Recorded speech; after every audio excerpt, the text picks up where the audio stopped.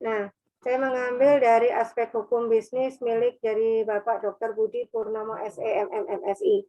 Sekarang kalau ada pertanyaan dari Anda, kenapa saya mengatakan di sini disadur? Karena saya tidak mau dikatakan plagiasi. Artinya bahwa saya harus menyampaikan bukti bahwa saya memang mengambil dari milik Dr. Budi S. Purnomo SE MSI. Itu pun nanti harus Anda lakukan ketika Anda melakukan laporan akhir. Ya, jadi laporan magang Anda nanti tentang aspek hukum bisnis apa, itu bisa disampaikan Anda mengambil dari siapa. Ya. Oke. Bulan bahas dulu yang pertama. Ketika orang mengatakan aspek hukum bisnis, banyak hal yang dilihat di sini. Pertama, hukum dan hukum bisnis itu sendiri, subjek dan objek hukum, hak-hak kebendaan, badan hukum dan badan usaha. 4 dan 5 ini sama karena waktunya banyak. Kalau kita bertemu di 16 kali tatap muka sebenarnya ya. Kemudian yang keenam adalah bagaimana legalitas perusahaan di Indonesia. Kemudian bagaimana hukum perjanjian atau kontrak bisnis yang ada. Pertemuan 9-10 adalah bentuk-bentuk kerjasama dalam bisnis. Kemudian yang 11 arbitrase. Arbitrase sebagai alternatif penyelesaian sengketa bisnis. Yang ke-12 adalah kepailitan dan penundaan kewajiban pembayaran hutang. Yang ke-13 hak atas kekayaan intelektual itu apa saja. Kemudian aspek hukum pembiayaan dalam bisnis.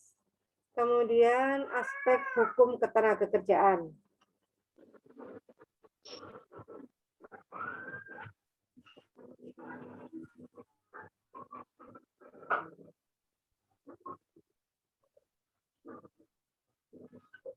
Ya, dilihat ya nanti bulan itu ada dua deskripsi absensi, bahwa bulan ada 2 mata kuliah.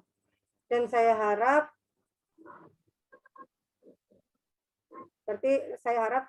kalian semua nanti absennya setelah ya, setelah kuliah selesai. Jangan sekarang, jangan bingung absen sekarang. Soalnya kalau absen sekarang biasanya bulan coret sih. Artinya Anda hanya mengisi absen aja tanpa mau lihat materinya. Ya, hati-hati. Oke.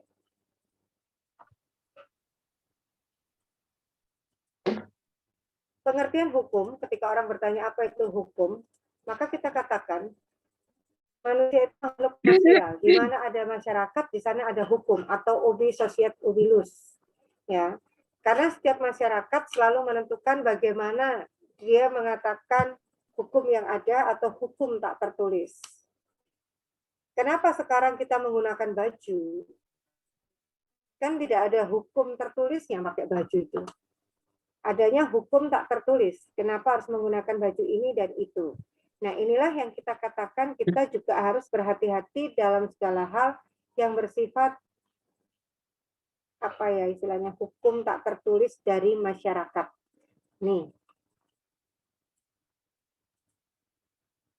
Hukum yang dibuat manusia adalah aturan-aturan perilaku yang dapat diberlakukan atau diterapkan untuk mengatur terutama hubungan antar manusia dan masyarakatnya. Bahkan Anda bisa mengatakan kenapa hubungan antar manusia dan antara manusia dan masyarakatnya.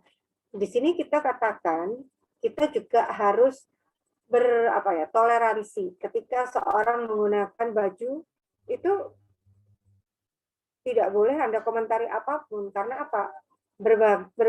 Berbusana istilahnya, berbaju itu berbusana bergantung pada yang mau dia kerjakan. Sama dengan yang kita katakan saat ini, kalau saya stop share, Anda sekarang berposisi di mana? Ada yang memperlihatkan wajahnya, ada yang cuman fotonya aja, kemudian ada yang hanya nama. Nah, Bulan tuh kadang ketawa sama yang ada foto. Kenapa ketawanya, Bu? Karena ada fotonya nggak elok kalau dilihat. Bahkan kalau dilihat etikanya nggak ada. Nah, itu adakah berpengaruh pada hukum? Hukumnya tak tertulis. Artinya hukum tak tertulis bagaimana, Bu Wulan? Ya istilahnya, ya udah kalau udah terlanjur absen nggak apa-apa, nggak usah dicat lagi. Istilahnya ketika kita mengatakan udah itu kan Wulan kalau udah kena chat langsung lupa lagi. Nah, hubungan antar manusia itu Jadi bagaimana Anda menggunakan baju sebaik mungkin juga tidak boleh dikomentari karena tiap orang berbeda. Dan kenapa kalau saya stop share ini ada yang fotonya tidak layak tayang. Artinya apa? Dia menggunakan kaos oblong. Nah, masa iya Bulan suruh lihat kaos oblong sama wajahnya beliaunya. Nah, ini yang kadang-kadang kita mengatakan hubungan antar manusia dan antara manusia itu sendiri. Antara manusia adalah antara saya sebagai dosen dan Anda sebagai mahasiswa. Maka Bulan akan mengatakan secara simpel, ini yang nggak patut, hati-hati, kita kena etika. Apalagi nanti kalau Anda di perusahaan, misalnya Anda kebetulan tidak menggunakan istilahnya video, Anda menggunakan foto aja di situ, bukan nama, itu juga harus hati-hati. Ada etika dalam hubungan hukumnya antara manusia. Kalau antar manusianya Bu ya bisa dilihat sekian banyak. Ya, sekian banyak mahasiswa ketika Anda klik-klik Anda kadang-kadang melihat oh ini datang, ini datang. Hanya masalah kepo kadang-kadang. Bahasa sekarang antar manusia itu bahasa kepo ya istilahnya. Nah, ini hubungan itu masuk di antara manusia kemudian masuk juga di antara masyarakatnya.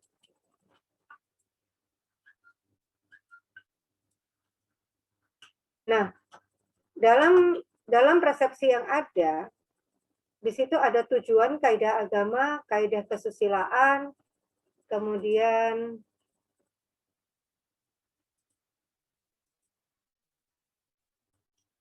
ya, kaidah sopan santun, kaidah hukum selalu ada.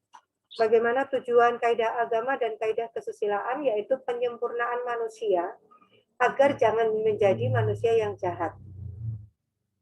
Kemudian untuk kaidah sopan santun dan kaidah hukum ketertiban masyarakat. Untuk isi kaidah agama dan kaidah kesusilaan ditujukan kepada sikap lahir dan batin. Kemudian kaidah sopan santun atau kaidah hukum ditujukan kepada sikap lahir.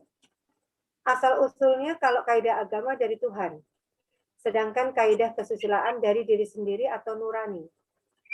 Untuk kaidah sopan santun berasal dari masyarakat secara tidak resmi, dan kaidah hukum dari masyarakat secara resmi.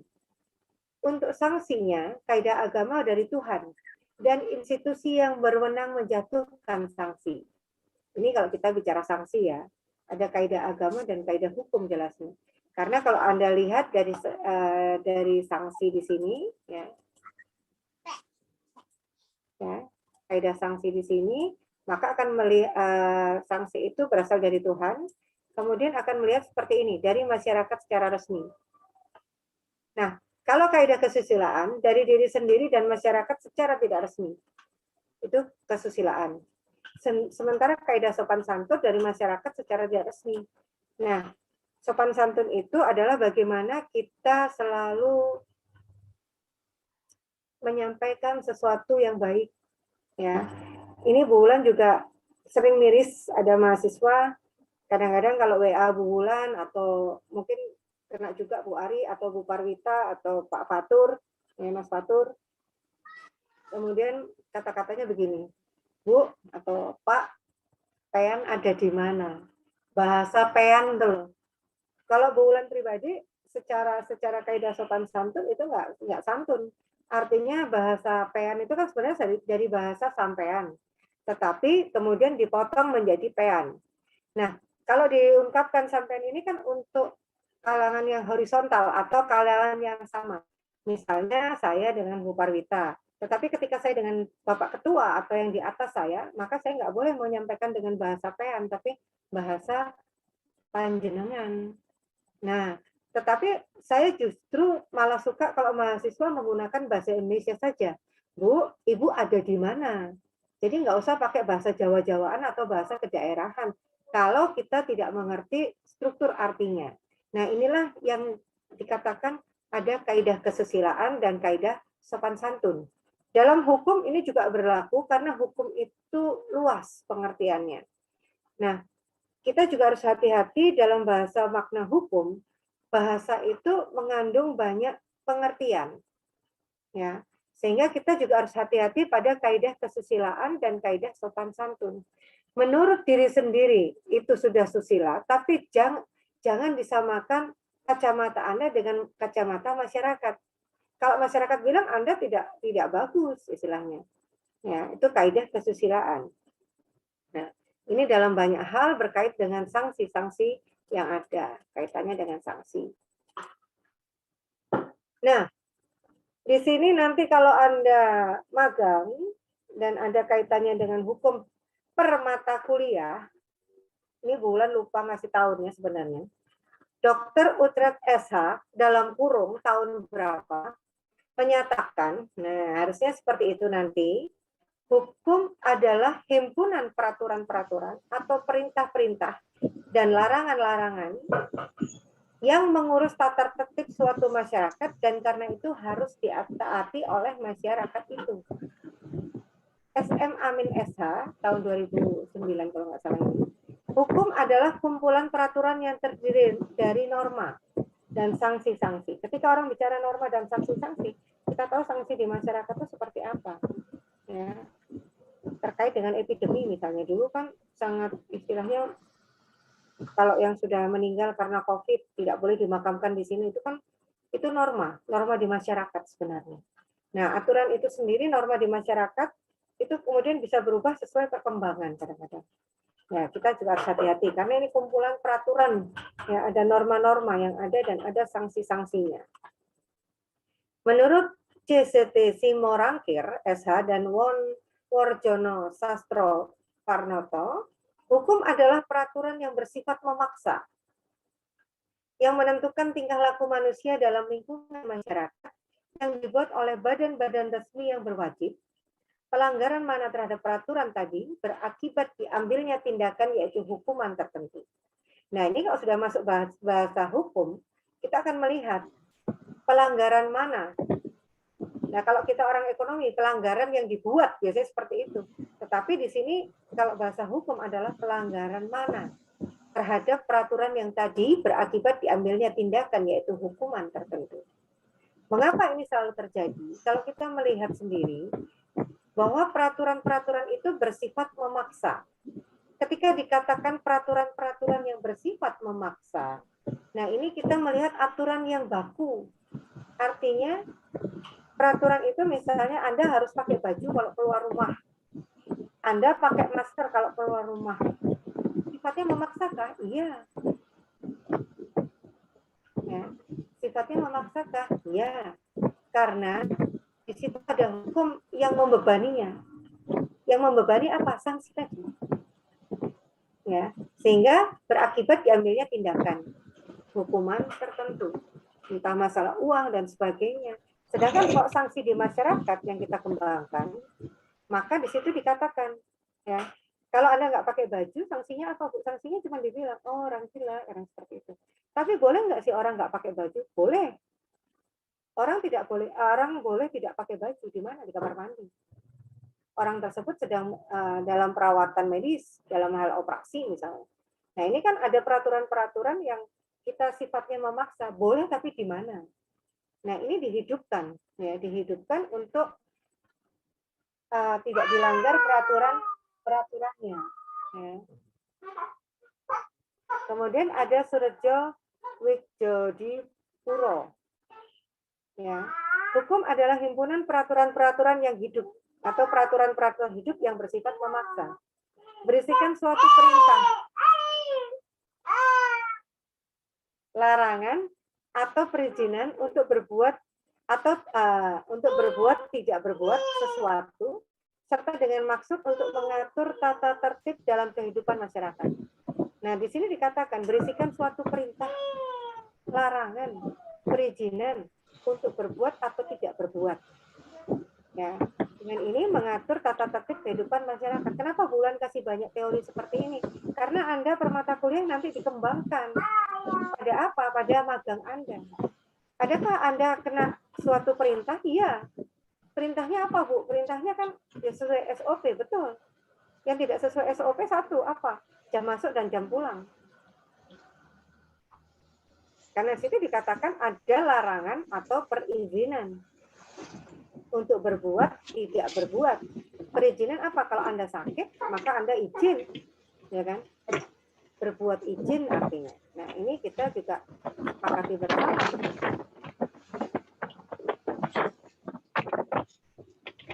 Ada pertanyaan dulu. Rahmatul Maula kayaknya membuka session, mau bertanya silakan.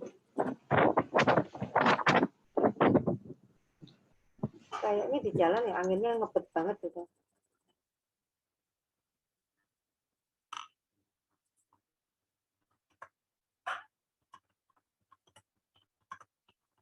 Ya, silakan. Silakan tadi. Oh, dari mute lagi. Oke. Kemudian definisi hukum adalah himpunan peraturan-peraturan yang mengatur pergaulan hidup masyarakat yang dibuat oleh lembaga yang berwenang, bersifat memaksa, berisi perintah dan larangan yang apabila dilanggar akan mendapat sanksi tegas. Ya. Sehingga berdasarkan definisi di atas dapat diuraikan hukum itu masing-masing. Nah, penguraiannya ini nanti kalau Anda di laporan magang, Anda bisa dikatakan di situ, ya, bahwa itu adalah himpunan peraturan yang mengatur pergaulan hidup masyarakat, adalah hukum yang dibuat secara tertulis yang terdiri dari kaidah yang mengatur kepentingan masyarakat maupun negara. Dibuat oleh lembaga berwenang adalah hukum tersebut dibuat oleh lembaga yang benar-benar memberi amanat atau diberi amanat untuk membuatnya oleh rakyat, asal tidak bertentangan dengan kepentingan masyarakat sehingga masyarakat aman, tentram, tertib, dan damai. Kemudian bersifat memaksa karena hukum itu dalam penegakannya dapat dipaksakan walaupun masyarakat menolaknya. Berisi perintah dan larangan maksudnya adalah bahwa hukum tersebut adanya sesuatu yang harus dilaksanakan dan sesuatu yang harus ditinggalkan. Nah, kalau nanti Anda di laporan magang, pengembangannya adalah bagaimana hukum yang berlaku di kantor Anda. Kadang ada tulisan, sekecil apapun pencurian, maka Anda akan berurusan dengan berwajib. Apakah itu hukum? Ya, itu hukum perusahaan yang memaksa anggota di dalam perusahaan Anda untuk mengikuti tata tertib yang ada di situ. Kemudian dikatakan juga adanya sanksi yang tegas. Apabila dilanggar, maka mendapatkan sanksi yang langsung dapat diberikan, walaupun melalui proses persidangan terlebih dahulu. Dan inilah yang saya maksud, adanya waktu, tenaga, dan biaya yang keluar untuk Anda. Secara ekonomi kita nggak ada masalah, tetapi kalau sudah melalui proses persidangan, jelas ada uang yang Anda keluarkan itu secara ekonomi. Sehingga kita akan mengatakan apa itu ekonomi. Ada yang bisa menjawab saya secara cepat dari 186, kecuali minus Bu Wita, Bu Ari, dan Mas Fatur, ya, atau ibu-ibu yang lain di sini. Apa itu ekonomi? Halo? Ada yang bisa unmute? Ekos dan nomos. Kembali lagi. Apa? Tata laksana kerumah tanggaan. Artinya apa? Ekonomi. Ayo, itu aja. Bayu, ayo Bayu. Tindakan manusia untuk memenuhi kebutuhan hidupnya. Pintar, Alvina. Oke, jadi bagaimana pemenuhan kebutuhan untuk memenuhi kebutuhan hidupnya? Iya, salah satu yang penting dalam ekonomi itu adalah bagaimana Anda memenuhi kebutuhan hidup. Bagaimanapun hal terkecil adalah rumah tangga. Makanya kenapa ekosnomos adalah tata laksana rumah tanggaan, karena dalam rumah tanggaan dibutuhkan kebutuhan-kebutuhan. Ya, baik yang terkecil, ingat teori Maslow, yaitu sandang, pangan, dan papan.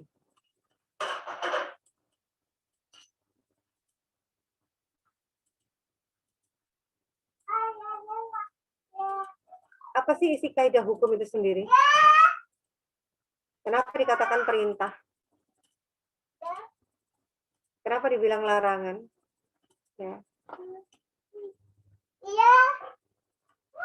Perintah harus dijalankan, merupakan keharusan. Contoh pasal 1 Undang-Undang Nomor 1 Tahun 1974 tentang perkawinan. Perkawinan dan tujuannya berdasarkan ketuhanan yang Maha Esa. Larangan, hal-hal yang tidak boleh atau dilarang dilakukan tentang perkawinan. Ya, Pasal 8 Undang-Undang 1 Nomor 174 tentang perkawinan, larangan perkawinan, bisa dilihat itu. Apa yang tidak boleh dilarang tentang perkawinan. Kemudian orang mengatakan tentang perkenan. Hal yang boleh dilakukan, namun bukan keharusan. Ya, ini kita bahasa Indonesia loh ya, bukan bahasa, jangan dibahasakan lainnya. Ya. Contohnya pasal 29 Undang-Undang 174 perkawinan, perjanjian kawin misalnya. Ya, perjanjian kawin ini adakah merupakan yang diharuskan? Bukan. Ini adalah perkenan. Boleh dilakukan namun bukan keharusan. Karena tiap orang itu ada perjanjian pranikah misalnya. Nah, ini perjanjian kawinnya seperti apa? Ya, harus dilihat dulu. Kemudian orang bertanya, sumber hukum itu apa sih? Nah, kembali lagi. Pertama, perundang-undangan sumber hukum. Yang kedua, perjanjian. Peristiwa di mana pihak satu berjanji kepada pihak lain untuk melaksanakan atau tidak melaksanakan suatu hal yang bersifat mengikat para pihak.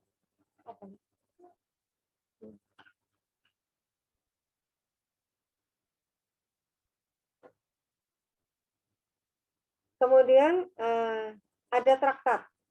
Perjanjian internasional adalah perjanjian diadakan dua negara atau lebih, kedudukannya sama dengan undang-undang.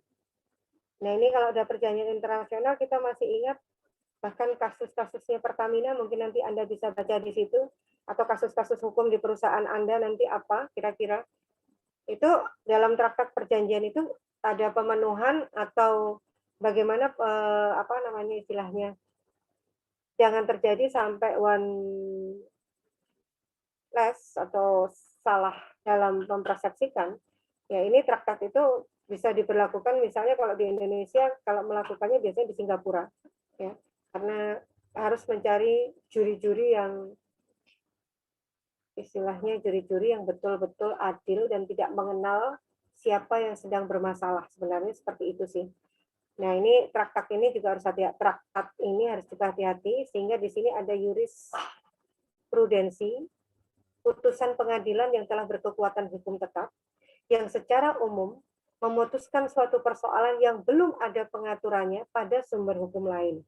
Sehingga ketika Anda melakukan surat tugas, Anda terima surat tugas atau surat keputusan apapun dari perusahaan, itu di bawah selalu ditulisi. Demikian surat ini disampaikan untuk dipergunakan sebagaimana mestinya. Nah, di situ juga kadang ada tambahan apabila ada yang belum diketahui, maka akan dibuat perbaikan selanjutnya. Nah, jurisprudensi ini penting kalau kita bekerja di suatu perusahaan. Ya, tetapi di sini ini kalau sudah sifatnya putusan pengadilan yang telah berkekuatan, ini artinya Anda sedang bermasalah dengan perusahaan, tetapi putusan pengadilan itu baik adanya, ya.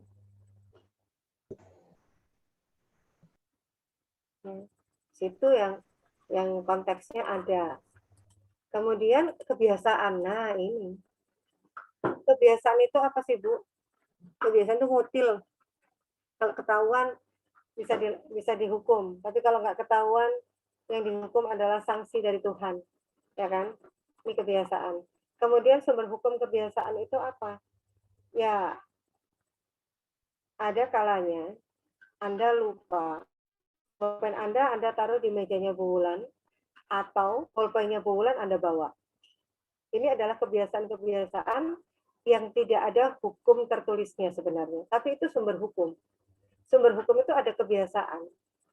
Ya, kalau saya bilang kebiasaan jadi ngutil, istilahnya sebenarnya ngutilnya ini tidak disadari sebenarnya. Tapi ini berdasarkan kebiasaan, sehingga kebiasaan bisa menjadi sumber hukum. Ya. Sehingga nanti pendapat sarjana atau ahli merupakan doktrin yang bisa menjadi salah satu sumber hukum atau bantuan. Ya. Karena kebiasaan itu kok bisa jadi sumber hukum? Karena kebiasaan ini kalau di pengadilan, ya, ketika orang itu sudah punya kebiasaan, maka dia tidak dipenjara tapi diarahkan. Sama orang narkoba, kenapa kok akhirnya tidak dipenjara? Ya. Malah dia mendapatkan apa yang dia inginkan. Nah, ini yang sulit. Itu yang terjadi. Kemudian pembidangan hukum itu apa saja? Kita akan lihat.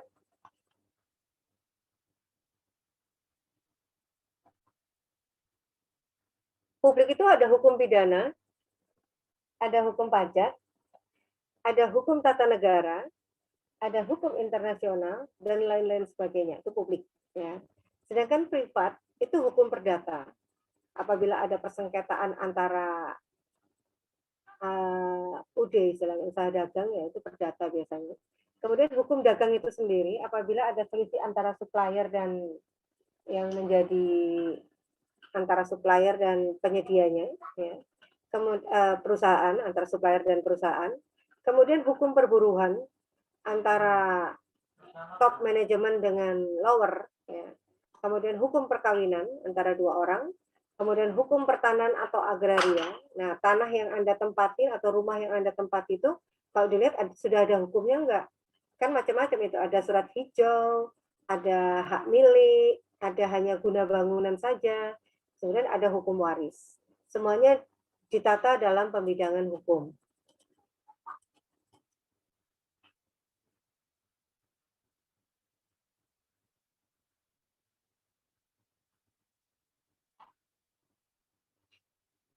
Kalau hukum publik, sebenarnya nomor 6 ini loh. Nomor 6 yang kita lihat, pemerintah turut campur baik diminta maupun tidak, itu hukum publik. Ya, sementara kalau hukum privat, pemerintah turut campur apabila diminta. Terutama kaitannya dengan kalau hukum privat ini biasanya para ahli. Baik itu ahli agama, baik itu ahli hukum, itu pasti dipanggil. Kemudian hukum publik itu mengatur hubungan warga negara dengan negara. Itu yang pertama. Hukum privat itu mengatur hubungan warga negara dengan warga negara itu sendiri. Kemudian hukum publik itu mengatur kepentingan umum, sedangkan hukum privat mengatur kepentingan individu. Kalau hukum publik terkadang tidak dikenal dengan perdamaian. Ya. Kemudian kalau hukum privat ada dikenal dengan perdamaian. Kalau hukum publik sanksinya adalah kurungan, sementara hukum privat sanksinya adalah ganti rugi. Sehingga kadang yang nomor 4 ini menimbulkan salah persepsi yang terkadang kita juga harus hati-hati. Kenapa? Karena mungkin Anda nanti coba baca di jurnal-jurnal, Anda bisa ambil dari Google Scholar, atau kalau di bahasa Indonesia kan Google Cendekia, itu Anda bisa lihat, ya, apa sih yang dikenal sanksi kurungan dan apa itu sanksi ganti rugi. Kenapa ketika orang melakukan hutang piutang, lebih sering tidak mau orang yang berhutang itu dipenjara. Karena mereka takut, ya, ketika sanksi kurungan ini sama dengan sanksi ganti rugi. Akhirnya hukum publik dan hukum privat ini bisa bersinergi. Itu yang dikhawatirkan. Nah, tetapi ketika Anda magang nanti, coba Anda lihat sanksi-sanksi yang ada di perusahaan itu bisa masuk dalam permata kuliah Anda. Ya. Yang sifat dipaksakan di perusahaan itu apa? Hukuman yang bersifat memaksa itu apa? Hukum publik Anda di situ. Ya. Kalau hukum privat itu hukuman yang bersifat mengatur aja. Ya, pengaturan istilahnya, oke, denda itu bisa Anda jalani demikian tuh sifatnya mengatur. Ya, kita hati-hati di situ. Kemudian bisnis dan hukum bisnis. Richard Burton Simatupang tahun 2008 kalau nggak salah. Bisnis itu sering diartikan sebagai keseluruhan kegiatan usaha yang dijalankan oleh orang atau badan secara teratur dan terus-menerus, yaitu berupa kegiatan mengadakan barang atas jasa-jasa maupun fasilitas-fasilitas untuk diperjualbelikan, dipertukarkan, atau disewagunakan dengan tujuan mendapatkan keuntungan. Ya. Kemudian, menurut Kosa Bahasa Indonesia, bisnis adalah usaha dagang, usaha komersial dalam dunia perdagangan. Sehingga bisa dikatakan, bisnis adalah semua aktivitas yang melibatkan penyediaan barang dan jasa yang diperlukan dan diinginkan oleh orang lain. Tujuannya untuk mendapatkan keuntungan. Bisnis saat ini sudah mencakup dua, bisnis offline dan bisnis online. Ketika bisnis dalam arti kegiatan perdagangan commerce, ya, keseluruhan kegiatan jual beli yang dilakukan oleh orang atau badan-badan, baik di dalam negeri maupun di luar negeri, ataupun antara negara untuk tujuan memperoleh keuntungan. Sehingga di situ contohnya adalah produsen atau pabrik. Ya. Kemudian ada dealer, agen, grosir, toko, dan sebagainya. Kemudian bisnis dalam kegiatan fabrikasi atau manufaktur, yaitu kegiatan yang untuk memproduksikan atau menghasilkan barang yang nilainya lebih berguna. Ya, hasil kebun, tambang, dan sebagainya.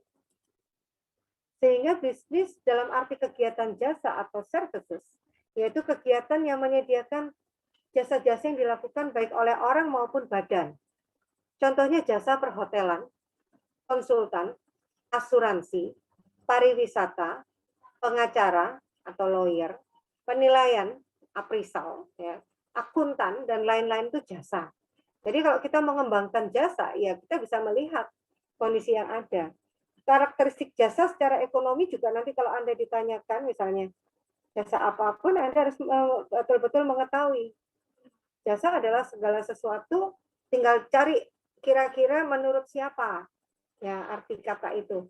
Kalau Bulan sampai sekarang masih hafal menurut Lianggi soalnya, bahwa jasa itu segala sesuatu yang tidak bisa dibawa kembali pulang oleh orangnya.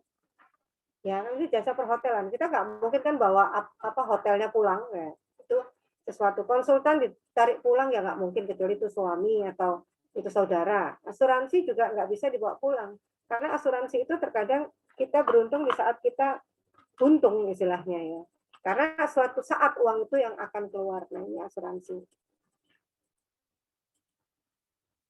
Kemudian kita melihat definisi hukum bisnis. Nah, ini baru benar. Menurut Munir Fuadi tahun 2005, nanti kalau Anda buat di permata kuliah harus ada tahunnya ya. Karena itu nanti di dalam skripsi juga akan ditanyakan, kenapa Bu harus ada tahunnya? Nah, pertanyaan Anda akan seperti itu. Kenapa memaksa harus ada tahunnya?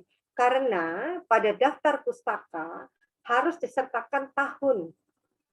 Sering kadang ada dosen mengatakan, ini tahunnya lama. Nah, Anda bisa kemudian mengatakan secara hukum seperti ini. Kalau secara hukum ya kita ngomongnya juga enak. Karena saya belum membaca tahun setelah ini, setelah tahun 2005 itu ada yang menuliskannya. Itu boleh dilakukan. Tetapi ketika dosen mengatakan, saya pernah membaca ini, coba disamakan. Nah, itu Anda mau tidak mau harus memperbaiki ya, laporan magang Anda. Sehingga Munir Fuadi tahun 2005 menyatakan, hukum adalah suatu perangkat kaidah hukum, termasuk enforcement-nya, yang mengatur tentang tata cara pelaksanaan urusan atau kegiatan dagang, industri atau keuangan yang dihubungkan dengan produksi atau pertukaran barang dan jasa. Nih, ya. Dengan menempatkan uang daripada entrepreneur dalam resiko tertentu dengan usaha tertentu dengan motif dari entrepreneur tersebut adalah untuk mendapatkan keuangan. Mengatur tentang tata cara pelaksanaan urusan dan kegiatan dagang. Ya, jadi kita betul-betul punya. Ya. Ada pertanyaan dulu? Oke, ada pertanyaan dulu. Supaya Bulan nggak menggos-menggos ini kalau lagi ini.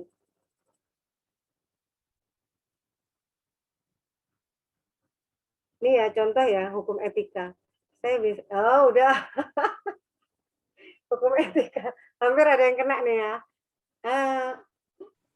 Mbak, tolong kakinya diturunin, misalnya seperti itu. Karena apa? Kita melihatnya dari apa segi ini? Karena kan ini kuliah, bukan di warung istilahnya. Nah ini kadang-kadang hati-hati. Karena kalau sudah Zoom seperti ini, kita bisa melihat banyak. Ya, bisa melihat banyak seperti ini. Jadi bisa dilihat mana misalnya Rahmadani, ini masih fotonya beliau sebagai polisi. Ya, Effendi, bagus banget nih fotonya Effendi nih. Nah, Dian, Reza, Muhammad Lubis ini fotonya malah setengah badan kelihatannya. Nah, Ini kadang-kadang kita mengatakan ini kalau hukum etika Anda bisa melihat beberapa foto, ya. Misalnya Hamdi Ham. Nah, tulisannya adalah hanya tulisan ham-ham. Nah, nah ini kalau kita mengenai hukum bisnis secara nyata, apapun itu hukum masih bisa berlaku atau hukum itu ada. Nah, makanya kita juga harus berhati-hati dalam meletakkan foto-foto untuk ketika kita melakukan Zoom. Bulan sendiri secara pribadi waktu itu sempat dibilang, Bu, itu fotonya masih di mana? Bulan nggak serius. Nah, otomatis kemudian saya ganti foto ini. Nah, ya saya serius menerangkan apa yang saya terangkan. Istilahnya seperti itu. Jadi, memang Bu itu kan tergantung emailnya. Nah, emailnya bagaimana cara Anda memperbaikinya nantinya. Ya. Ini segi-segi yang kita lihat dalam kondisi yang ada secara hukum. Ada pertanyaan? Bu mau tanya nih Bu. Rizky, Ardiansa. Mau tanya gini Bu. Seumpama kita kan bikin laporan magang di suatu perusahaan, tetapi perusahaan itu tidak mengizinkan untuk kita untuk magang di perusahaan itu termasuk tindakan hukum nggak nanti seumpama kita diberikan sanksi gitu? Bentar. Anda tadi bilangnya gimana tadi? Dari awal dulu, awalnya Anda tadi ngomong. Gini, Anda Bu. mau magang tapi dilarang magang, gitu kan? Gini, kan kita bekerja di suatu perusahaan itu. Kerja, oke, saya catat kerja di perusahaan itu. Kemudian untuk kita melakukan magang.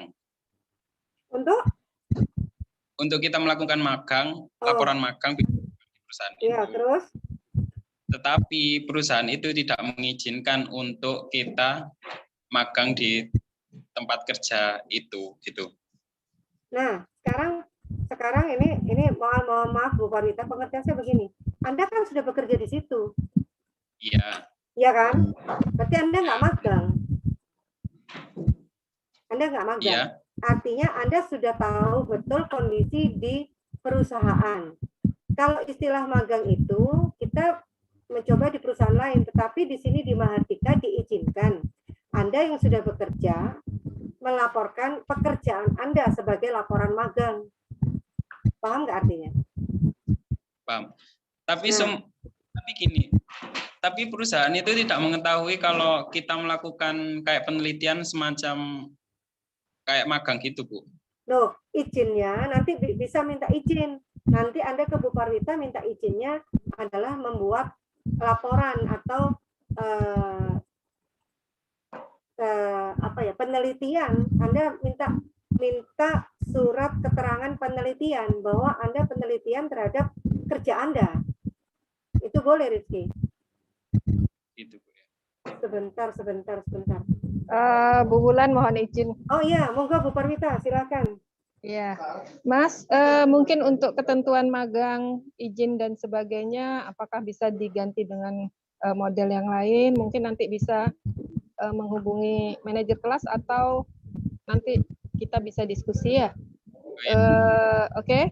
Yang hari ini mungkin bisa difokuskan untuk bagaimana bisa malah gini, bagaimana materi yang diberikan oleh Bu Wulan ini nanti bisa diaplikasikan untuk laporan magangnya. Mungkin nanti lebih ke situ. Kalau untuk teknis, takut nanti sudah dia buat laporan secara hukum itu bagaimana? Akhirnya saya bilang, ya sudah minta aja penelitian nanti sampaikan, nggak apa-apa. Ada yang memang tidak diizinkan di kantornya Bu Wulan, sehingga nanti bisa kita arahkan ke model yang lain. Bukan model magang. Sudah dijawab ya Mas, sama Kaprodinya sudah dijawab, nanti bisa diarahkan ke model lain. Ya. Silakan nanti ngubungi saya. Kelas apa? Di Bu Ari apa di Bu Fani? Atau di Pak Kar? AR33. AR33. Oke, nanti saya ada info lanjut ya dari manajer langsung ya. Oke. Makasih Bu Wulan. Sama-sama Bu Parwita, selalu monitor. Oke. Kemudian ada pertanyaan, Bu, apakah MOU yang dibuat perusahaan satu dengan perusahaan lain, apakah bisa disebut juga perjanjian? Iya. Master of Understanding kan ini. Pemahaman bersama itu perjanjian. Artinya, ada pihak ke satu dan pihak kedua, walaupun bagaimanapun, Ya. Kalau Anda mengatakan perbedaan MOU dengan perjanjian adalah bahasa saja sebenarnya. Sebenarnya di situ kalau orang mengatakan MOU secara bahasa Indonesia itu apa sih? Ini siapa ini? Ahmad Yulian. Ya. Ketika orang mengatakan MOU itu apa yang diingat?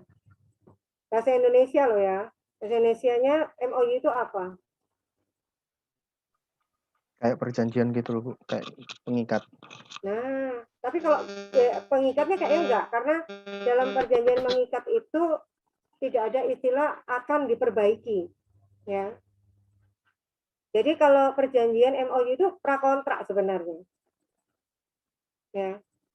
MOU itu prakontraknya sebenarnya yang terjadi prakontrak antara yang sudah dilakukan atau pendahuluan. Jadi perusahaan Anda terikat dengan perusahaan saya. Nah, sementara kalau perjanjian adalah kesepakatan melaksanakannya.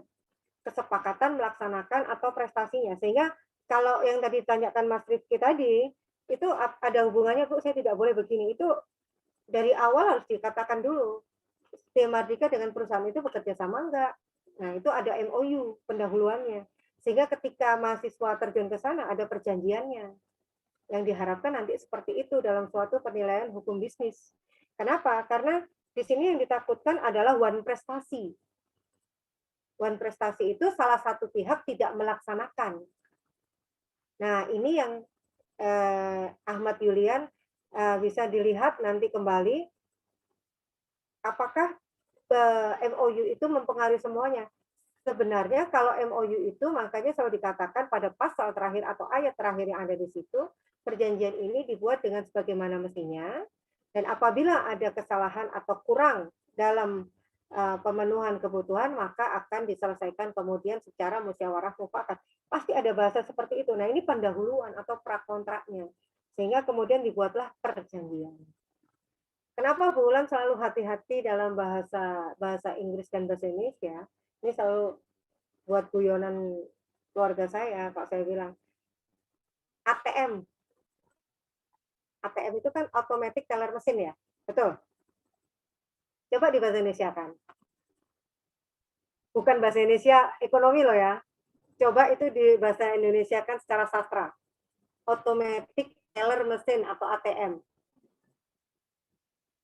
Ya kan? Beda bahasanya. Akhirnya Anda ketemu bahasa Indonesia apa? Anjungan tunai mandiri. Lah otomatis kok anjungan? Anjungannya kapal. Nah, tunai. Teller dibilang tunai. Ya kan? Padahal Anda nabung, Anda ngasih uang ke teller. Kadang-kadang seperti itu. Ya nggak masalah istilahnya ya. Nah, kemudian mandiri. Ya istilahnya. Anjungan mesin dibilang mandiri. Nah, mesin itu bagaimana, mandiri itu yang bagaimana. Nah, ini yang kadang-kadang makanya Anda harus hati-hati dengan kata-kata MOU ataupun dengan perjanjian. Master of Understanding, pemahaman kedua belah pihak. Ya, secara umum kita katakan ada pemahaman prakontrak kita, kemudian maka dibuatlah perjanjian. Ya, ini ada sendiri. Nantinya Anda kalau ketemu di situ mungkin Anda bisa melihat perjanjian CV Anda gimana sih seperti itu. Ya. Ada pertanyaan lagi? Nanti kalau selesai saya share screen, saya akan lihat chat Anda ya supaya enak. Oke, saya lanjut.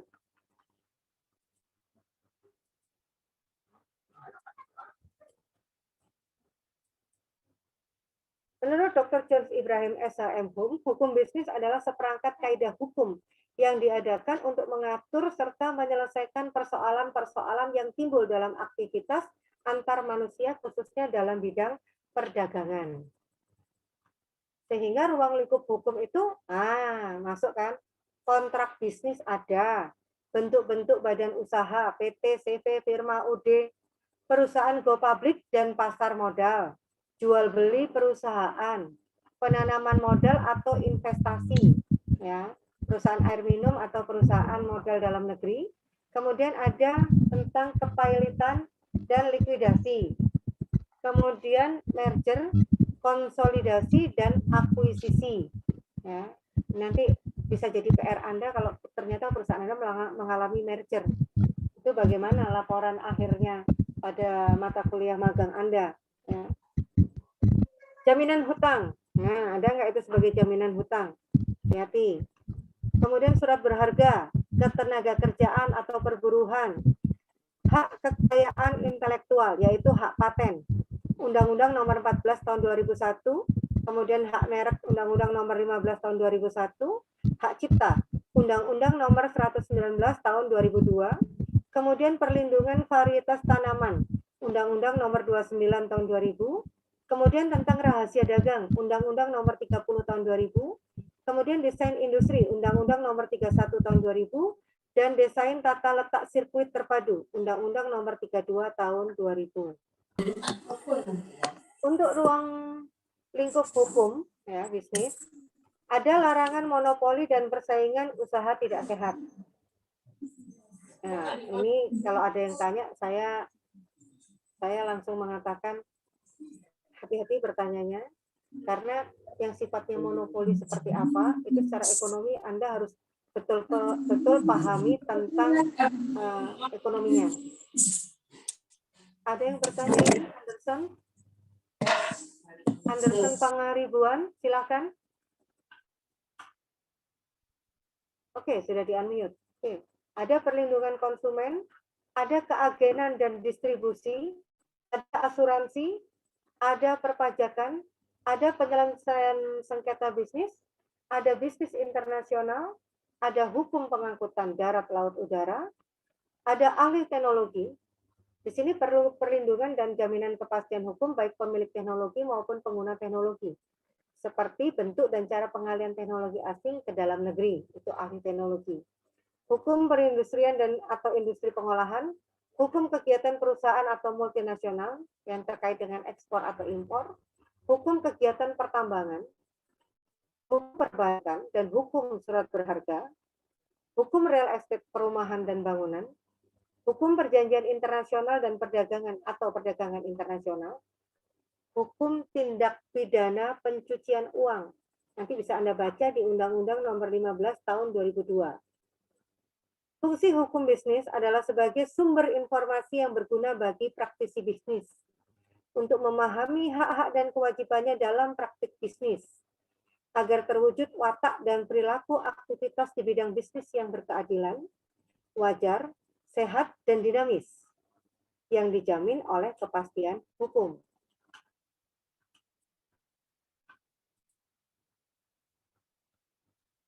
Oke.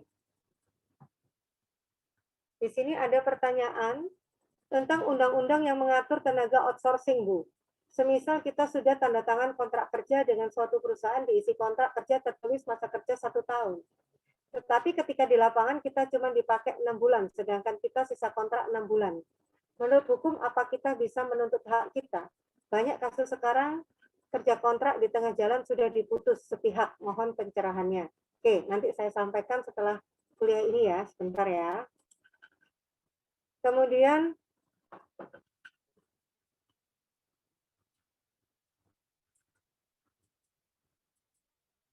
sumber hukum bisnisnya kemudian adalah secara umum sumber hukum bisnis adalah hukum perdata, hukum dagang, hukum publik, pidana ekonomi atau hukum kitab undang-undang hukum pidana, peraturan perundangan di luar kitab undang hukum perdata dan kitab hukum pidana, dan kitab hukum dagang, itu peraturan perundangan ya, di luar KUHP dan KUHD. Penerapan hukumnya, bagaimana penerapan hukum dalam kegiatan bisnis? Subjek hukum dalam pelaku bisnis, kemudian peristiwa hukum yang dilakukan oleh pelaku bisnis, objek hukum dari suatu kegiatan bisnis, keterangan dari suatu kegiatan itu akibat hukum dan pilihan hukum. Nah, pertanyaan tadi adalah keterangan dari suatu kegiatan bisnis tentang outsourcing tadi. Sebentar, ini saya stop dulu, ada pertanyaan dulu sebelum undang-undang outsourcing.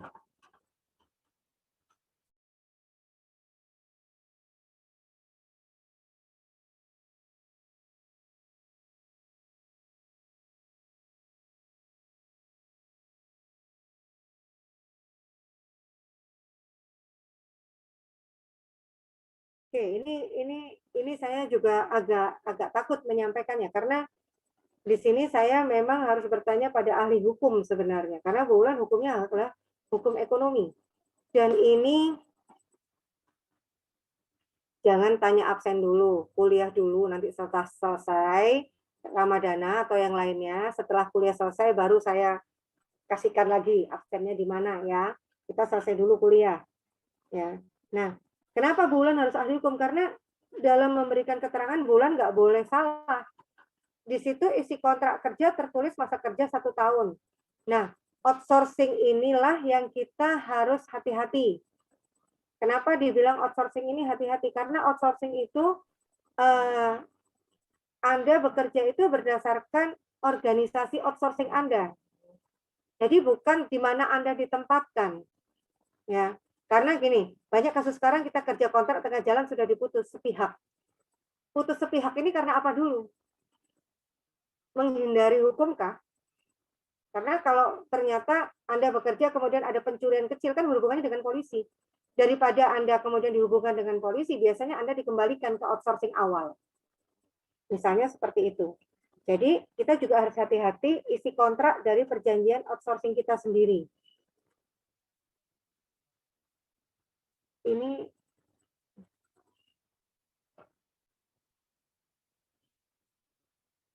ya.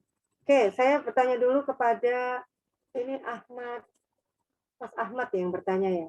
Kemudian Ayu Anggreni, mengapa masih ada monopoli dan persaingan usaha tidak sehat di Indonesia, padahal ada undang-undang yang melarang monopoli? Nah, kalau itu saya kembalikan Anda kepada pemasaran. Kalau dibilang persaingan usaha tidak sehat, pasti ada. Masih ingat kasus IOA?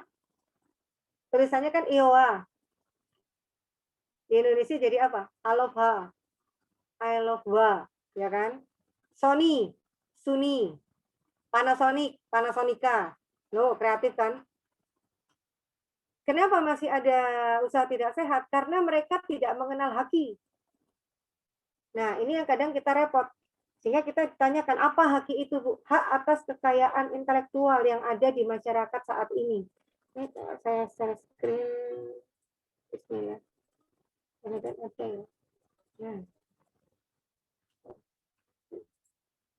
Nah, kalau kita melihat haki, Anda bisa lihat di sini, misalnya kita cari di Google ya. Nah, di sini ada Direktorat Jenderal Kekayaan Intelektual. Ini saya coba bagaimana Anda belajar ya. Nah, di sini Anda bisa mengajukan beberapa ya. Jadi misalnya call center-nya ini, live chat-nya ini, emailnya ini, jam pelayanan, ya istilahnya permintaan informasi aduan maupun konsultasi.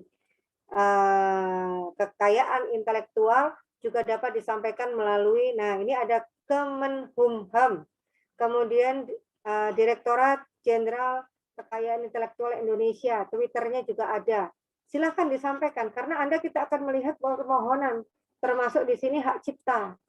Ya, kalau kita mengatakan hak cipta, maka kita betul-betul melihat kondisi yang sesungguhnya.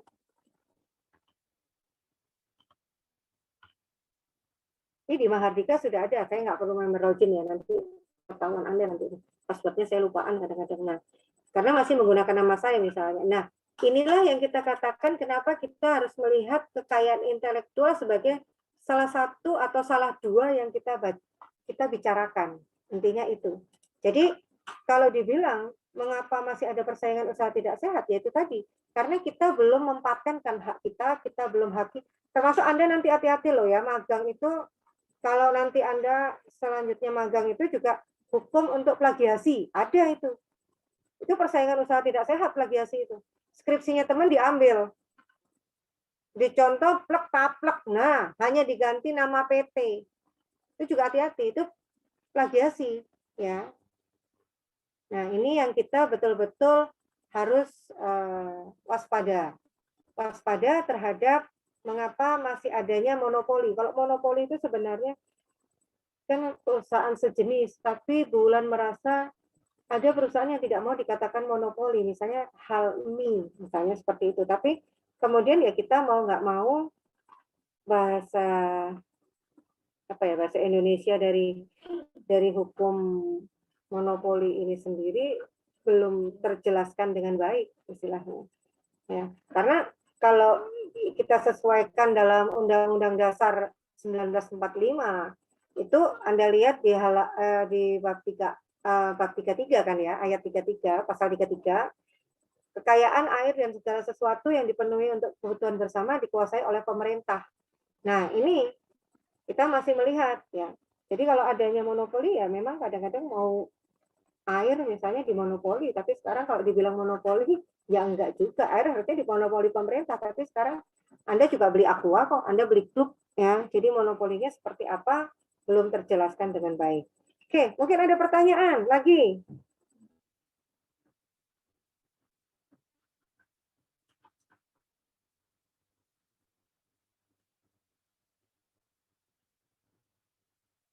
Jadi saya sambil cari jawabannya dari teman saya yang ini, tapi jawabannya dia ya sifatnya dasar aja.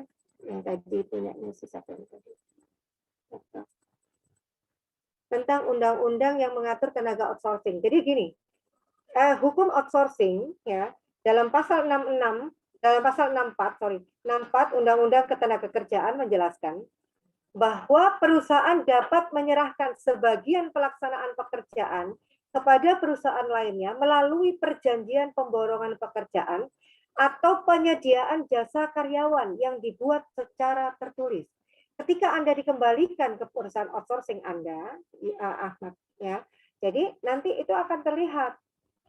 Kalau ternyata ada kasus sekarang kita kerja di kontrak di tengah jalan sudah diputus, Anda kembali lagi pada perusahaan yang menyerahkan Anda ke sebagian pelaksana pekerjaan itu.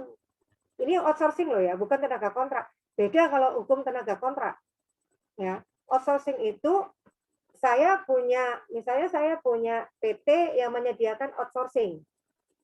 Outsourcing saya itulah adalah anak-anak lulusan SD, SMP, SMA, biasanya seperti itu. Kemudian saya serahkan ke Mahardika, jebret. Di Mahardika ternyata 3 bulan dia melakukan tindak pidana misalnya. Entah mencuri, entah apa, dikembalikan. Nah, dia itu kalau Anda merasa bahwa itu adalah pemutusan ketika di Mahardika, salah. Mahardika akan mengembalikan ke saya. Dari saya, Anda akan mengalami pembinaan lagi. Itu yang terjadi. Jadi kalau ini kasusnya misalnya banyak kasus sekarang kita kerja kontrak tengah jalan sudah diputus. Ini kontrak. Outsourcing-nya kalau outsourcing beda ya. Kalau hukum kontrak akan beda karena hukum kontrak itu Anda dengan HRD yang ada di situ. Human Resource Development-nya Anda tanda tangan perjanjian tertulis lagi. Beda ketika Anda menjadi outsourcing, perjanjiannya nggak boleh. Mahardika misalnya kalau outsourcing nggak ada perjanjian di Mahardika, perjanjian Mahardika dengan saya sebagai perusahaan. Kalau nanti ada karyawanmu yang begini-begini, saya kembalikan ya, saya jawab iya tanda tangan. Saya bukan pegawainya. Tetapi kalau kontrak, pegawai kontrak adalah Anda dan misalnya saya adalah perusahaan outsourcing, Anda dan saya. Anda harus nuntut, boleh nuntut haknya kepada siapa? Pihak outsourcing tadi. Boleh. Tetapi ingat ya, kalau kita sudah berhubungan dengan hukum yang Bulan ingatkan, adalah bagaimanapun Anda harus ingat hukum itu, Anda harus punya waktu, biaya, dan tenaga. Dan tidak semata-mata katakanlah Bu, kalau saya nggak punya bantuan hukum gimana? Ya bisa minta tolong yang lain. Bulan misalnya, Bulan di Mahardika semuanya ekonomi, nggak ngerti bidang hukum. Otomatis saya berhubungan dengan Bapak yang tadi, Bapak Budi tadi, dan saya juga berhubungan dengan orang Ubaya. Ubaya yang mana Bu? Ubaya Fakultas Hukum. Boleh nggak aku nerangkan ini ke mahasiswa? Makanya saya bilang, saya sendiri juga pakai HP. Ini yang saya tanya, ini mahasiswa aku tanya tentang outsourcing. Ini saya langsung kepada beliau, karena apa? Setiap kata-kata itu juga harus dihati-hati, karena mengandung unsur hukum. Ya, nah ini kadang-kadang kalau kita secara baik-baik, biasanya ada somasi. Ini bahasa yang boleh dan ada bahasa yang tidak boleh kita katakan. Itu somasi itu berarti 2 kali, kalau 3 kali nggak mengenal baru ada kasus di kepolisian. Biasanya seperti itu. Oke. Monggo Bulan kalau pertanyaannya. Ada pertanyaan dulu lagi? Sebelum nanti saya lanjut.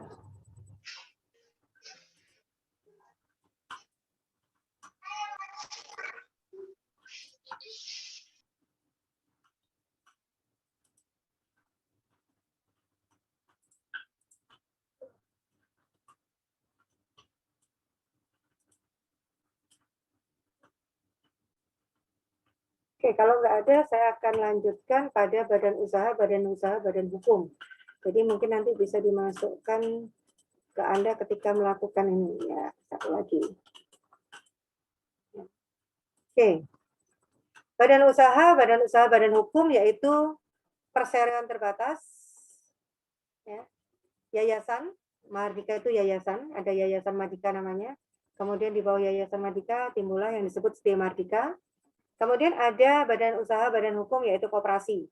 Koperasi itu punya badan hukum, jadi harus ada laporan dan sebagainya, itu koperasi.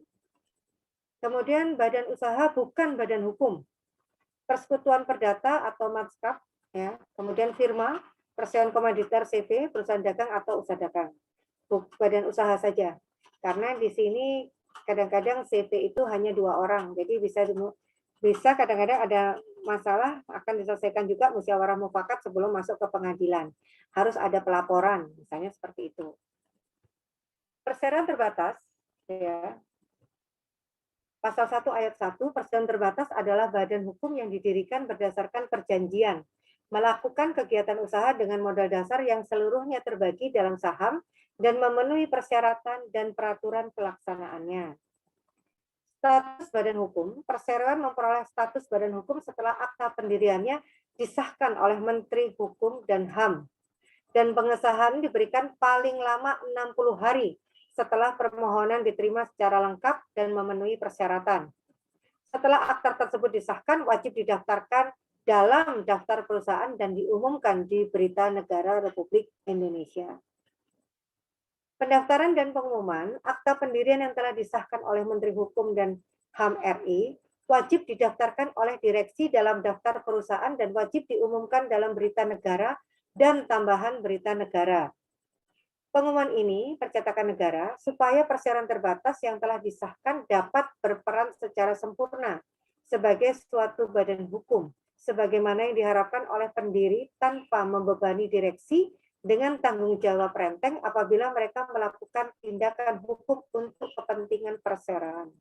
Di sini Anda sudah mengenal bahasa-bahasa yang Anda katakan bahasa baru dalam koperasi, tapi sebenarnya sudah ada pada perseroan, yaitu tanggung jawab renteng. Tanggung jawab renteng itu, kalau orang perseroan, direksi itu kan ada beberapa orang. Kalau ada kerugian, misalnya 10 orang, maka 10 orang yang harus mengganti. Ini tanggung jawab renteng. Dari 10 ada 2 yang minggat, 8 ini tanggung jawab renteng. Ya, ini minggat itu istilahnya mengundurkan diri atau berbuat kezaliman atau berbuat pidana sehingga mereka tidak bisa membayar atau bangkrut dan sebagainya. Muncul yang disebut tanggung jawab renteng. Modal dalam Undang-Undang PT, pengaturan beragam jenis modal terdiri dari modal dasar 20 juta, modal ditempatkan minimal 25% dari modal dasar, kemudian ada modal disetor, minimal 50% dari modal yang ditempatkan. Saham, nilai saham harus dicantumkan dalam mata uang Republik Indonesia. Ya, kembali lagi Anda melihat, kita orang ekonomi. Saham itu bagaimana? Kita akan melihat dengan benar bahwa saham adalah nilai nominal yang harus dicantumkan dalam mata uang Republik Indonesia. Sedangkan pemegang saham, perseroan harus lebih dari 1 orang. Karena pada dasarnya sebagai badan hukum perseroan dibentuk berdasarkan perjanjian. Apabila perseroan kemudian hanya dimiliki oleh seseorang, dalam waktu 6 bulan pemegang saham harus menjual sahamnya. Apabila tidak, maka tanggung jawab menjadi pribadi atau atas permohonan pihak yang berkepentingan, pengadilan negeri dapat membubarkan perseroan. Ya, istilahnya di sini. Perlindungan terhadap pemegang saham minoritas. 1 orang pemegang saham atau lebih mewakili 1/10 dari jumlah seluruh saham dengan hak suara yang sah dapat meminta kepada direksi atau komisaris untuk penyelenggaraan RUPS, ya, rapat umum pemegang saham. Pemegang saham atas nama sendiri atau atas nama perseroan yang mewakili 1/10 dari jumlah seluruh saham dengan hak suara yang sah dapat mengajukan permohonan kepada pengadilan negeri untuk melakukan pemeriksaan terhadap perseroan. Setiap pemegang saham dapat mengajukan gugatan terhadap perseroan kepada pengadilan negeri apabila merasa dirugikan. Organisasi perseroan atau organ perseroan adalah rapat umum pemegang saham, direksi, dan komisaris. Untuk menjadi direksi dan komisaris diharuskan memenuhi persyaratan tertentu yang pada intinya harus mempunyai akhlak dan moral yang baik, dilihat dari pengembangan suatu usaha. Di dalam UU PT diatur secara tegas tata cara pemanggilan RUPS, sahnya RUPS dan quorum, sehingga apabila dalam penyelenggaraan RUPS hal-hal tersebut tidak dipenuhi, RUPS menjadi tidak sah. Nah, perbedaan tugas masing-masing organ, ya, perseroan. RUPS merupakan organ perseroan yang mempunyai kekuasaan paling tinggi dalam perseroan dan memegang segala wewenang yang tidak diserahkan kepada direksi dan komisaris. Direksinya bertugas melakukan pengurusan perseroan demi kepentingan dan tercapainya tujuan perseroan serta mewakili perseroan baik di dalam maupun di luar pengadilan. Hati-hati ya. Kemudian komisaris bertugas mengawasi kebijakan direksi, memberikan nasihat kepada direksi dalam menjalankan perseroan. Demikian yang bisa saya sampaikan. Mungkin ada pertanyaan dulu.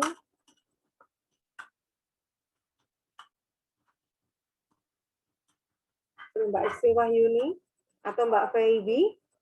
Yang kelihatan Mbak Feibi. Assalamualaikum Ibu. Waalaikumsalam. Ya, ada yang mau saya tanyakan. Seandainya suatu PT itu sudah terikat kontrak selama 1 tahun di suatu perusahaan, sedangkan di awal tahun dia melakukan pelanggaran, sudah keluar SP sampai 3 kali. Kira-kira gimana Bu? Mohon arahannya. Kalau sudah 3 kali, kemudian sudah keluar SP ya Mbak ya 3 kali, maka itu bisa didaftarkan di hukum perdata sebenarnya. Itu bisa dilakukan. Walaupun kontraknya belum selesai ya Bu, kan terikat kontrak selama 1 tahun. Nah ya, itu berarti dia melakukan wan prestasi kan? Betul nggak? Nah, kalau wan prestasi bisa dilakukan hukum perdata misalnya, atau hukum dagang. Bisa nanti bisa dilaporkan. Asal di sini masalahnya punya waktu nggak?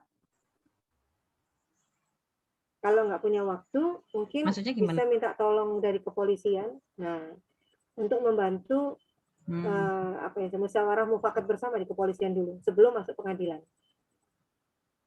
Oh gitu. Bisa untuk tahap pertemuan ya.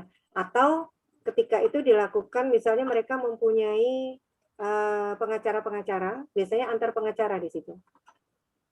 Ya. Yeah. Situ yang kita lihat. Ya. Makasih Bu. Itu Mbak Met. Ada yang lain mungkin? Untuk pendirian CV dan PT, ya, itu sebenarnya kalau pendirian itu awalnya memang kita harus punya dulu, istilahnya kita harus tahu bulan ada CV, ya istilahnya. Jadi ada surat keterangan domisili perusahaan Anda. Ya, kemudian harus ada pembuatan NPWP. NPWP Anda itu kira-kira NPWP pribadi atau apa? Kalau NPWP pribadi biasanya UD, ya, usaha dagang saja. Kemudian maka dibuat surat izin usaha perdagangan. Kalau benar Bu Wulan ya, CV itu hanya boleh di bawah 500 juta kalau nggak salah CV itu. Kalau nggak salah benar-benar. Ini secara teknis ada daftarnya di mana? Daftarnya bisa Anda lihat PPAT itu loh. Orang-orang yang punya PPAT notaris bisa didaftarkan di notaris. Ya, undang-undang UD dan CV bisa ke akta notaris. Dinotariskan CV-nya karena dia secara hukum itu biasanya kalau CV itu antar keluarga masih. Kalau UD itu one orang, one man show biasanya UD itu. Ya, karena itu usaha dagang. Silahkan ke notaris. Kalau bulan dulu di notaris sih, CV mitra, kemudian ketika membatalkannya itu saya menyampaikan ke pengadilan aja karena terjadi ya sama dengan Mbak Setia tadi ya, Mbak Met Setia tadi ya, saya mengatakan ke perdagangan, tapi perdagangan mengatakan tidak ada masalah selama direkturnya yang melakukan kesalahan. Istilahnya tidak usah sampai itu, kemudian tapi dibubarkan akhirnya. CV itu dibubarkan langsung dan itu dapat surat resmi dari pengadilan. Misalnya seperti itu. Kalau memang sampai pengadilan karena memang ada masalah uang. Ya. Secara teknis begitu, Mas Sindung. Ya. Jadi Mas Sindung secara teknis, lokasinya dulu di mana Mas Sindung? Lokasinya di mana?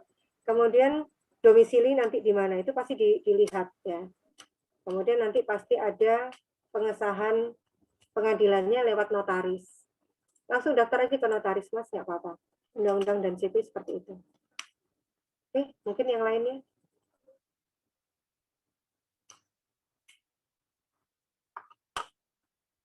Sebentar pulang lihat.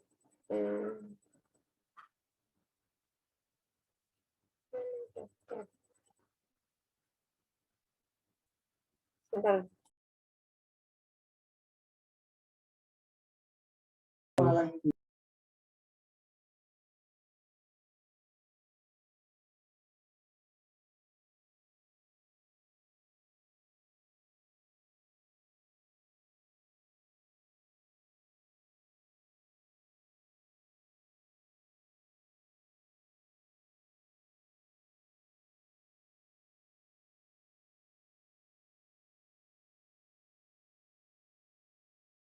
Silahkan kalau ada pertanyaan dulu lagi.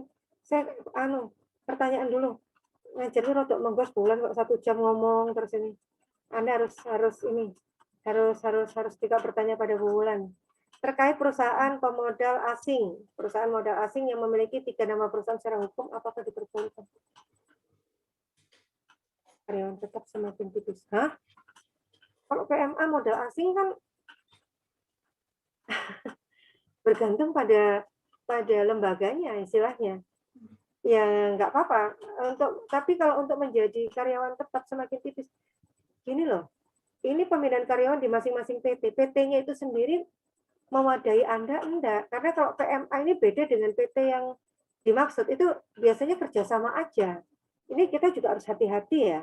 Masalahnya kenapa Bu kok harus hati-hati? Ya karena memang dalam perusahaan modal asing ini memberlakukan betul izin kontrak, izin tenaga kerja. Itu. Jadi kalau Anda berharap menjadi karyawan tetap, tapi jangan di PMA-nya, tapi di perusahaan yang memang bekerja sama dengan PMA tersebut. Itu yang terjadi. Ya. Ada pertanyaan lagi?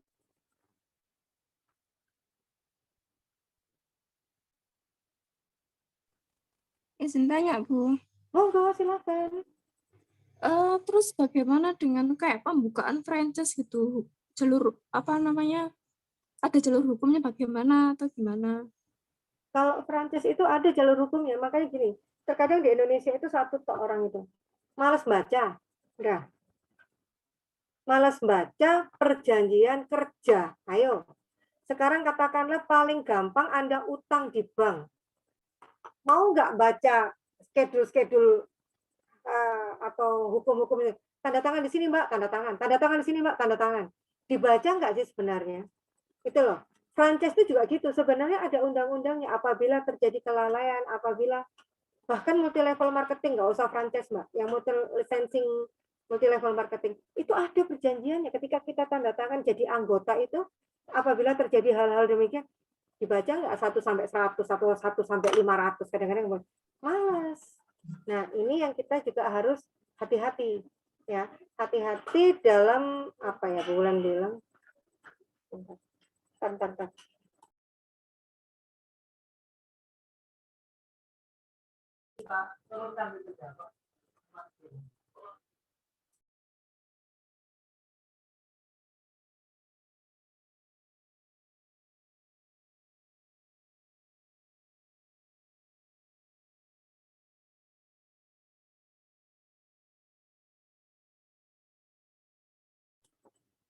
Nah,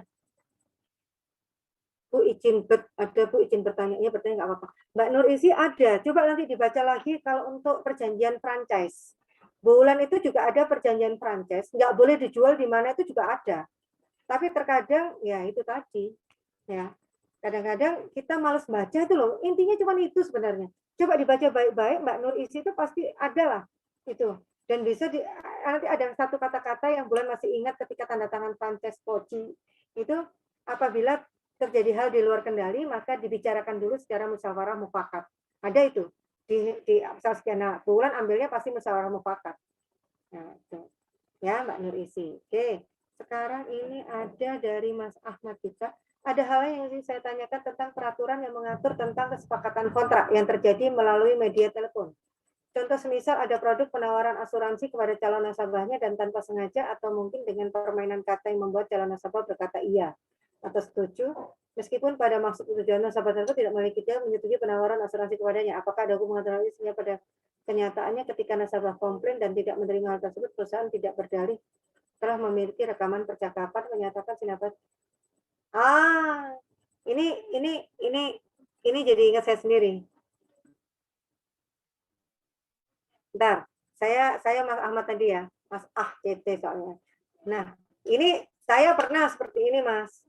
Nah, ketika saya tanya teman saya, ini kira-kira ada masalah hukum nggak? Dia bilang, nggak ada. Kamu kan belum tanda tangan apapun. Nah, kata-kata itu kan bisa menjadi percakapan itu menjadi saksi. Nah, kan cuma orang ngomong. Orang ngomong kan bisa ngomong apa aja. Nah, kalau dibuktikan di pengadilan, ya catatannya itu dia harus tanda tangan juga atas percakapan itu. Nah, ini yang saya pegang, ya istilahnya orang ekonomi kan. Kalau kita orang ekonomi, maka saya katakan kita juga harus hati-hati. Kita tidak menandatangani apapun. Makanya kalau ada pihak bank dan sebagainya, kita mengatakan mohon maaf tempo hari itu saya lagi tidur dan mbaknya ngomong terus ya, akhirnya saya mau nggak mau mengatakan iya, tapi sebenarnya tidak. Dan itu pernah terjadi pada saya untuk asuransi jiwa kalau nggak salah selama 2 tahun. Kemudian saya akan dipotong demikian, saya nggak mau. Loh Mas, tapi Ibu sudah dalam percakapan ini, tapi kan saya tidak tanda tangan apapun. Nah, kita berdalih itu. Ya, jadi yang namanya percakapan itu mungkin bisa terjadi apabila bisa menjadi suatu hukum kalau terjadi yang ditindaklanjuti dalam suatu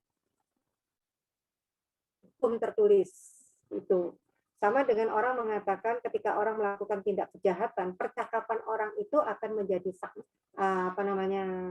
menjadi sanksi bagi dia atau yang memberatkan, ya, yang memberatkan dia ketika melakukan suatu kejahatan. Tapi kalau seperti ini, ya nggak masalah istilahnya, karena kalau kita belum menyetujui secara betul kan harus ada bukti. Jadi apapun kadang memang kita harus hati-hati terhadap percakapan-percakapan itu sendiri.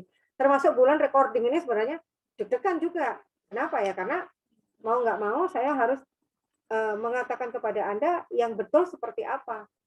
Karena ini percakapan seorang dosen kepada mahasiswa. Dan percakapan ini seharusnya adalah masih bisa dikatakan sebagai masalah. Percakapan ini adalah masalah antara hak kebebasan berpendapat seorang dosen kepada mahasiswanya. Nah ini, tapi kalau memang ini apakah bisa kena sanksi? Perjanjiannya gimana dulu? Saya tanda tangan nggak perjanjian adanya recording? Ya, nah ini misalnya aspeknya seperti itu. Bu, izin bertanya bagaimana jika ada perusahaan yang kurang transparan mengenai hukum di kontrak kerja kita? Kalau ini Desi, saya cuma jawab begini Des. Berani bertanya kadang sesat di jalan, nggak berani bertanya juga lebih tersesat lagi. Artinya Anda harus mulai pendekatan kepada HRD-nya. Ya, HRD-nya, kemudian bicaranya baik-baik. Dalam arti mereka sedang tersenyum dan tidak sedang bete. Ini biasanya gini Desi. Jadi kalau ada perusahaan yang kurang transparan, ya Anda bertanyanya detail aja. Boleh nggak lihat perjanjian kerja saya lagi, misalnya seperti itu. Atau saya dikopikan surat perjanjian saya seperti apa. Itu boleh. Karena ini kalau pertanyaan Desi Ayu Wulandari ini si malakama benar istilahnya bagi saya. Ya. Karena memang ada beberapa jenis perusahaan di Indonesia yang kadang memang tidak transparan dalam menyampaikan hukum kontrak kerjanya seperti apa. Ya, walaupun secara hukum kita berhak, tetapi di sini ada kasus like and dislike. Nah, berat kan di situ? Kadang kita ada kadung berat dengan pekerjaan kita melupakan faktor ini. Tetapi karena ya sudah, yang penting kita kerja, kadang seperti itu. Silakan ditanyakan ke HRD. Ya, kalau Anda takut, ya Anda bawa pengacara yang istilahnya cari aja LBH, Lembaga Bantuan Hukum, ya. Bisa itu dilakukan. Dulu Bulan sering kok ke LBH. Ya, kaitannya dengan misalnya dulu Bulan pernah waktu ya ini asuransi ini saya tanya ke LBH gimana dasar hukumnya, enggak apa-apa. Karena orang ekonomi itu kita rawan mengatakan segala sesuatu. Jadi kalau saya pun ketika ditanya teman, Bulan kamu mau jadi saksinya ini kan kamu kenal begini. Sebentar, saya selalu minta waktu 3 hari. Sama saya 3 jam aja, 3 jam itu saya telepon, tapi nggak enak. 3 hari kenapa? Saya bertanya dulu pada teman-teman di LBH. Kalau saya jadi saksi, ngomong apa? Ini kasusnya begini. Yang tidak boleh saya katakan apa? Karena kita sudah masuk dalam ranah hukum. Ya. Ranah hukum itu lebih berat lagi karena dicatat nanti kita tanda tangan terhadap kesaksian kita. Nah, ini yang berat. Dan salah sedikit dalam kita berperilaku, dari kita yang menjadi saksi bisa menjadi tersangka. Nah, ini ya, hati-hati.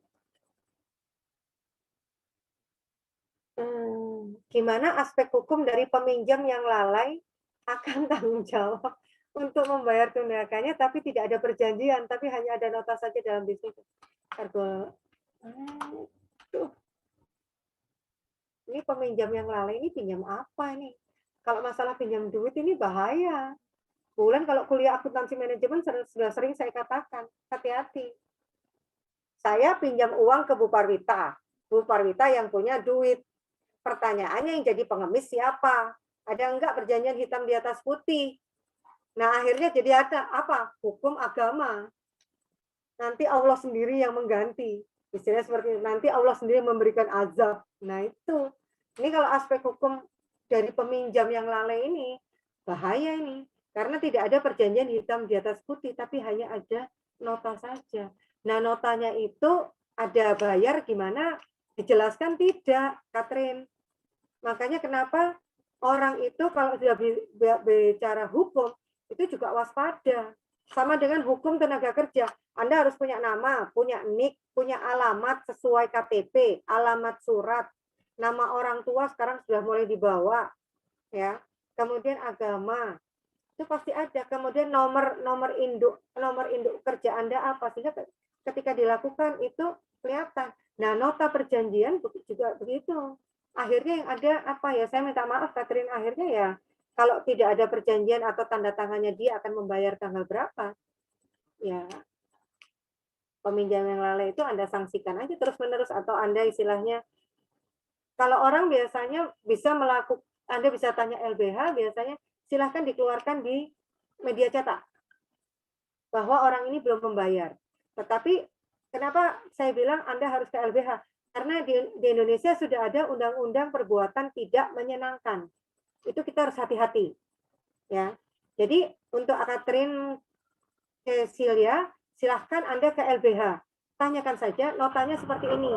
Boleh nggak kalau saya mengirimkan peminjam yang lalai ini, saya kirimkan lewat media elektronik atau media visual dari koran misalnya seperti itu. Silahkan ya, Catherine.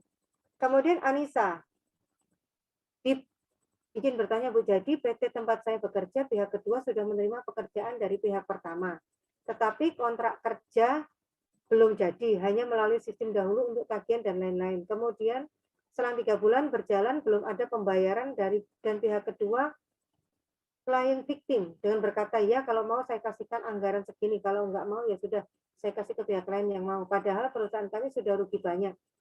Kalau kasus seperti ini laporkan kasus kemana ya Bu? Disnaker atau bagaimana? Enggak, langsung ke LBH dulu aja. LBH baru ke Disnaker. Karena di sini kontrak kerja belum jadi. Kesalahannya kontrak kerja belum jadi. Hati-hati.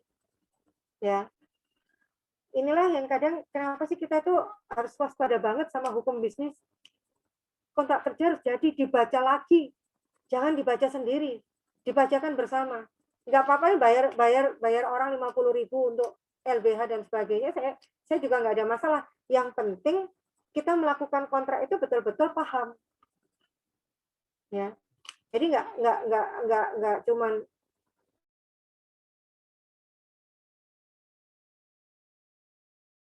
langsung ke LBH dulu, nggak bisa ke Disnaker karena kontrak kerjanya belum jadi. Nah, perjanjian apa Anda dengan dia, saya juga nggak tahu. Nah, ini yang lebih tahu nanti Anda bersama LBH tadi, sehingga nanti bisa diambil langkah-langkah hukum, bisa langsung ke Disnaker kah, atau bisa langsung ke pengadilan, ya, atau kepolisian. Biasanya kepolisian dulu baru pengadilan. Pendi, Mas Pendi, Bu izin bertanya, bagaimana hukum mengenai perekrutan karyawan baru yang dimana dalam perekrutan tersebut ada sebuah pihak yang meminta uang rekrutmen? Laporin ini, laporin aja. Kalau nggak usah. Kalau minta uang rekrutmen nggak usah jadi karyawan sana, nggak apa-apa. Cari aja tempat lain. Ini kalau ada meminta uang rekrutmen berarti dia jasa. Ya, jasa artinya dia sama dengan outsourcing, itu aja bahasanya Bu Wulan sih. Outsourcing kan minta sekian. Tri Ardi, bagaimana dasar hukum mengenai pinjaman online yang marak terjadi? Karena penagihan kadang juga dilakukan ke teman atau rekan yang sering berkomunikasi dengan yang bersangkutan. Nah, ini nomor telepon Anda dimasukkan. Ini undang-undang perbuatan tidak menyenangkan. Tinggal Anda tega apa enggak sama teman Anda. Udah gitu aja Tri Ardi. Tega apa enggak sama teman Anda? Udah gitu aja. Laporkan aja ke polisian. Pak, ini yang online teman saya. Tapi saya nggak mau, tolong bicara baik-baik dengan pihak online-nya gimana. Itu aja. Atau selesaikan sama teman Anda sendiri, musyawarah mufakat.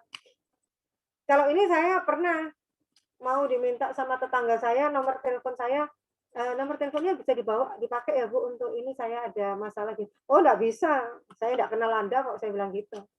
Walaupun teman saya juga jarang, tanya Bu Parwita. Utang saya sama Bu Parwita lebih banyak nih.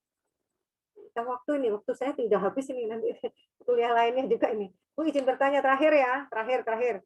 Bagaimana tentang perusahaan yang tidak pernah memberikan slip gaji ke karyawan? Jadi gaji langsung ditransfer ke nomor rekening tanpa diberi slip gaji.